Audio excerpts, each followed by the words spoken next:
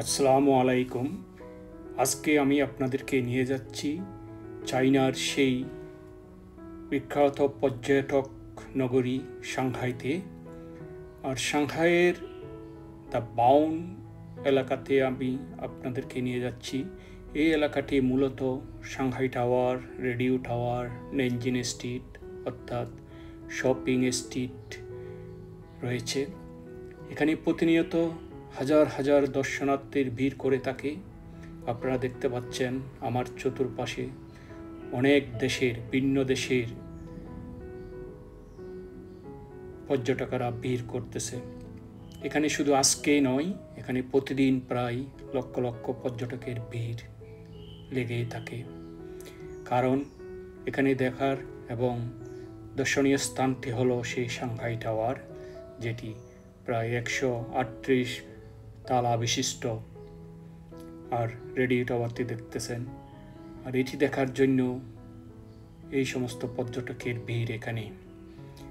আর আছে এখানে shopping street, নেনজিন street. এটিও একটি দেখার এবং শপিংয়ের জন্য, পর্যটকের জন্য একটি আকর্ষণীয় স্থান। তাই এখানে এই দর্শক এই জায়গায় শুধু আজকে না, আমি যদি সাংহাই যাই তাহলে আমার প্রতিবারই একবার যাওয়া হয় এই সাংহাই টাওয়ারটি দেখার জন্য, এই এলাকাটি ঘুরে বেড়ানোর জন্য। কারণ আসলে ভালো লাগে বিভিন্ন দেশি পর্যটকের সাথে এবং সময় কাটানো নিরাবিলি এই নদীর পাড়ে। তো আপনারা দেখুন এই সৌন্দর্য। নদীর ওপারে যে এলাকাটি দেখা যাচ্ছে ওটি হলো সাংহাই টাওয়ারে।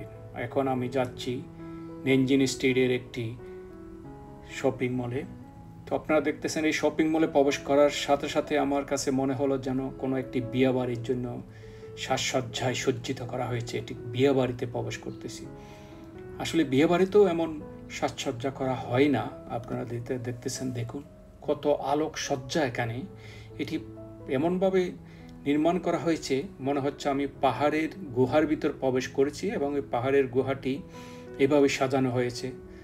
আর এখানে ঝর্ণা আর লাইটেনিং আর কারুকার্য সব কিছু যেন অত্যন্ত আকর্ষণীয়। দেখুন এখানে ঝর্ণাও স্থাপন করা হয়েছে।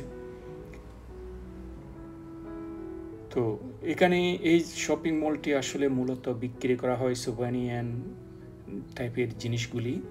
আর এই টুকটাক জিনিসগুলি আসলে এটি কেন আমি বুঝলাম না পর্যটকের জন্য এতই এবং এইভাবেই তৈরি করা হলো। টুকটাক জিনিসগুলি যেখানে এখানে বিক্রি হচ্ছে, যে গ্রিন টি জাতীয় জিনিসগুলি, এই মেয়েটি আমাকে হাত বাড়িয়ে টেস্ট করতে বলা হচ্ছে। এটি এই হলো